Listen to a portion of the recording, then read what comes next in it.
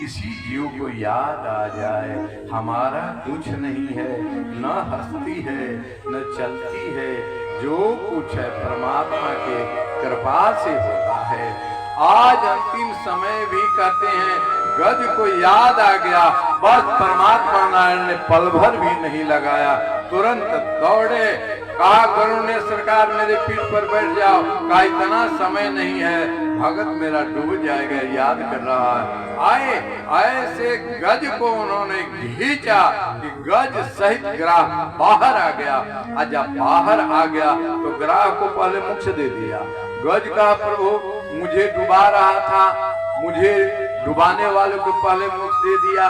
भगवान ने कहा देखो तुम्हारा पैर पकड़ा था ना, कहा कि हाँ, कितना जी बहुत दिन से, कहा तुम भी मुझे याद किया ना, कहा कि हाँ, कहा एक मेरा नियम है, भक्त तो मेरा होता ही है, दास तो मेरा होता ही है, लेकिन दासत से दासत से दासत से दासो हम, हमारे दास का दास जो होता है और प्रिय होता है उसे उसे आपका चरण में रहने का उसे मोक्ष मैंने दे दिया। कहा मेरा अब क्या होगा, कहा कि देखो तुम्हारा भी कल्याण करूंगा, करना ही है। गज को मोक्ष प्रदान किया। बोलिए भक्तवत्सल भगवान की जय।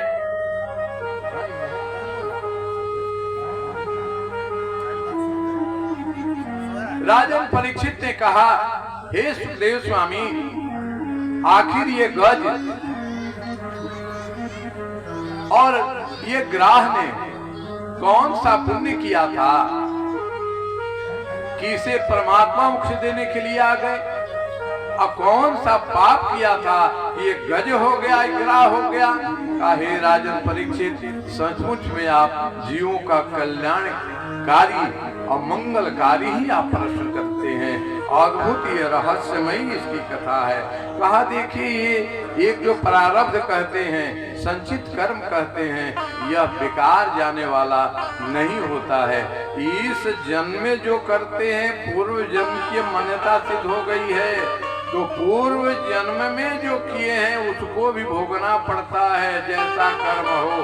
कहा कि पूर्व जन्म की बात है, गज सामान्य नहीं था, ये गज इंद्रमन नाम का बहुत प्रभावशाली राजा था, लेकिन राज के मद में, सत्ता के मद में एक बात समझ लेना, ये नशा का नशा कितना करता है, कम हो जाता है जल्दी, लेकिन सत्ता का नशा जल्दी उतरता नहीं जब तक सत्ता उतर नहीं जाए। को नहीं जन्मा अस जगमा ही, कोई ऐसा जन्म ही नहीं लिया अपवाद छोड़ करके, कोई जन्मा नहीं अस जगमा ही, पाई प्रभुता ताहि मद नाही।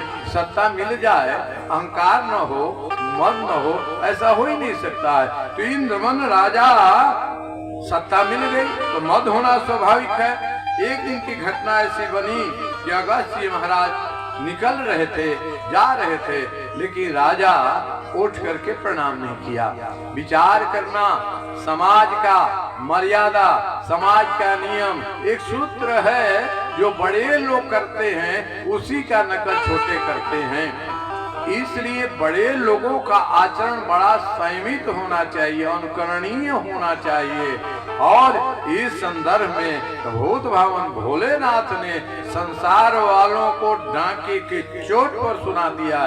जो धर्म मार्ग, जो वेद मार्ग, जो संयम के मार्ग के अलग चलता है, चाहे जो हो, उसे दंड देना मेरा कर्म होता है। जो खल दंड करो नहीं तोरा, भ्रष्ट हो स्तुति मार्ग मोरा। वेद मार्ग के विपरीत जो चलता है उसे दंड की व्यवस्था हमारे यहाँ बनाई गई है। अगस्त महाराज सामान्य अगस्त महाराज नहीं है, समझ लेना भैया, जो चुल्लू में लेकर समुद्र को सूख जाते हैं। अब तुरंत कहा जी ने ये तो संसार को भ्रष्ट कर देगा, राजा हो गया है, इसलिए कहा तुम बैठा रह गया, बैठे रहो, चलो जल्द से निकाला कमंडल से, कहा तुरंत जाओ, हाथी के समान तुम बैठा रह गया, हाथी हो जा। हाथी हो गया। लोगों ने कहा प्रभु इसका ये दंड आपने दिया, व्यवहार तो पहले अच्छा करता था। कहा ठीक है, लेकिन अभी जो किया अभी दंड मिलना चाहिए। तो कहा कि इसका कल्याण कैसे होगा? कल्याण होगा जब यह क्षीर सागर के पास त्रिकुट सरोवर में उस समय पहुंचेगा, उस समय परमात्मा नारायण का अंग संग मिलेगा, इसका कल्याण हो जाएगा। कहा महाराज ये तो समझ में आया, लेकिन ग्राह ने कौन सा ऐसा कर्म किया कि ग्राह बन गया और आ जाकर परमात्मा ने उसे मोक्ष दे दिया? का पूर्व जन्म की इसकी भी कथा बड़ी विचित्र है। यह गंधर्व वंश का प्रतापी राजा हुआ, गंधर्व वंश का प्रतापी राजा हुआ, इसका नाम हुहु था। कहा उस राज्य में देवल ऋषि रहा करते थे, और देवल ऋषि स्नान करने जाएं तो उनको नाना प्रकार से परेशान किया करता था। ऋषि साधु का स्वभाव, जल्दी गलती पर ध्यान देते नहीं, आंख बंद कर लेते हैं, लेकिन जब आखिरी हो गया, उनकी लंगोटी खींचने लगा पैर पकड़ करके, तब उन्होंने कहा तुझे जल में पैर पकड़ने मजा आ रहा है, इसलिए मैं श्राप देता हूँ, जाओ जलचर तुम ग्राह बन जाओ। ग्राह बन गया। लोगों ने प्रार्थना की प्रभु छोटा सा दंड मार्जन किया जाए। कहा कि बस ये क्षीर सागर में त्रिकुट पर्वत जहाँ है वहाँ यह जाएगा, परमात्मा नारायण का आगमन होगा, अंग संग मिलेगा, उस समय इसका मोक्ष हो गया। बोलिए भक्त वत्सल भगवान की जय। सूत जी महाराज ने कहा कि देखिए ये अष्टम अध्याय अष्टम स्कंद की जो दिव्य कथा आपको श्रवण कराया राजन परीक्षित, यह सामान्य कथा नहीं है। भगवान श्री श्याम सुंदर की महिमा ता गजेंद्र की उद्धार की कथा तुम्हें मैंने सुनाई, यह अमृतमयी कथा है। कहा अटके भटके लटके जीवों को आत्म कल्याण के पथ पर बढ़ाने वाली कथा है। यह कथा सुनने वालों को कली मल और दुख स्वप्न को मिट जाता है, सुनने से यश की प्राप्ति होती है, उसकी उन्नति होती है, और अंततोगत्वा स्वर्ग को देने वाला यह दिव्य गज और ग्राह इस कथा को माना गया है।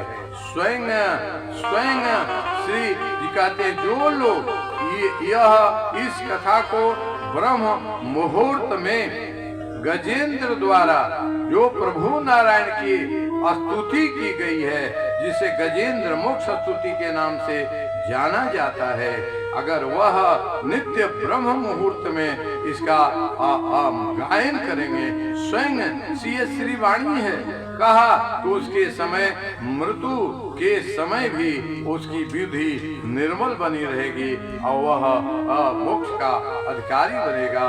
इस प्रकार से हे राजन परीक्षित, तुम्हें यह दिव्य अष्टम स्कंद की कथा सुनाई, अब तुम क्या श्रवण करना चाहते हो?